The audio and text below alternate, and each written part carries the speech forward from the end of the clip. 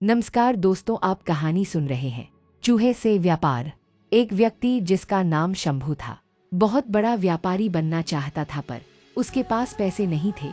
वो अक्सर व्यापारियों को देखता और उन जैसा बनने की कल्पना करता। एक दिन उसने दो व्यापारियों की बात सुनी। एक व्यापारी दूसरे व्यापारी से कह रहा था, व्यापार करने के लिए पैसे नहीं बल्कि लगन और चतुराई की जरूरत होती है।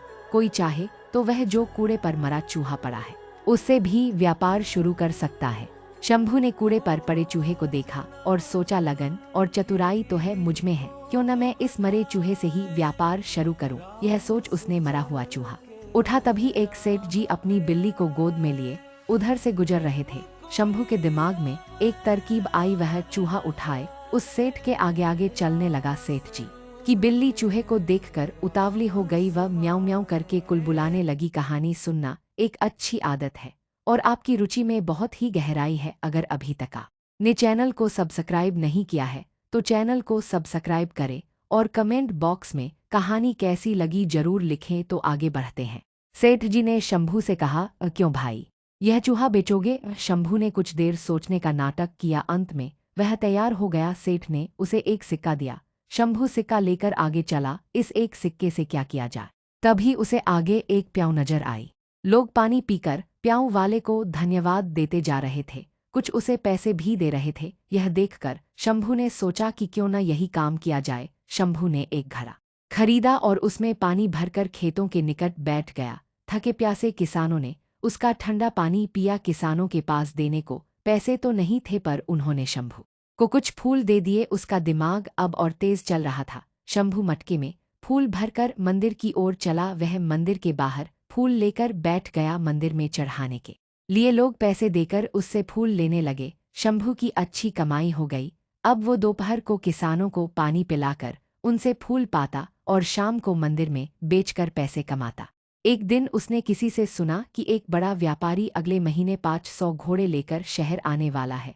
उसका दिमाग दौड़ने लगा। वो घड़े में पानी व गुड़ डालकर जंगल की ओर चल दिया। वहां घसियारों, घास काटने वाले को मुफ्त में शरबत पिलाता। घसियारे उसके बहुत आभारी हो गए। वे उसकी सेवा के बदले उसके लिए कुछ करना चाहते, पर शंभू उन्हें कहता, समय आएगा तो मौका दूंगा।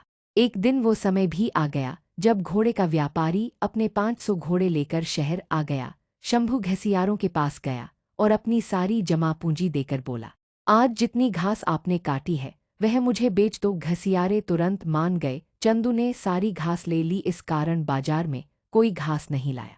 व्यापारी शहर पहुंचा तो उसे घोड़ों के लिए घास नहीं मिली। केवल एक जगह घास का अंबार लगाए शंभू मिला। उसके पास 500 गट्ठर थे। व्यापारी को घोड़ों के लिए घास की बहुत जरूरत थी। उसने शंभू से घास की कीमत पूछी। चंदू ने 1000 सिक्के मांगे।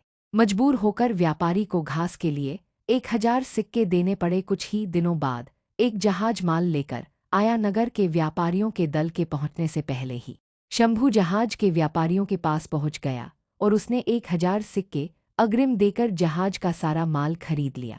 नगर के व्यापारियों को शंभू से माल खरीदना पड़ा। शंभू ने व्यापारियों से पैसे लेकर जहाज वालों को पूरी कीमत दे दी। शहर के व्यापारियों में शंभू मशहूर हो गया। सब उसकी चतुराई के कायल हो गए। एक दिन शंभू एक व्यापारी के घर गया। यह वही व्यापारी था जिसकी बात सुनकर शंभू ने मरे चूहे से अपना कारोबार शुरू किया था। शंभू ने एक सोने का चूहा उस व्यापारी के सामने रखा और बोला, आप मेरे गुरु हैं, यह सोने का चूहा गुरुदक्षिणा के रूप में स्वीकार कीजिए। शंभू ने मरे चूहे से लेकर अब तक की सारी कहानी उसे सुना दी। व्यापारी चकित रह गया और बोला, शंभू, तुम्हारे जैसे योग्य युवक को मैं खोना नहीं चाहता। मेरी विवाह योग्य, सुंदर व सुशील बेटी है। तुमसे योग्य न मुझे उसके लिए नहीं मिल सकता। मुझे गुरु दक्षिणा के रूप में यही संबंध चाहिए। शंभू ने रिश्ता सहर्ष स्वीकार कर लिया।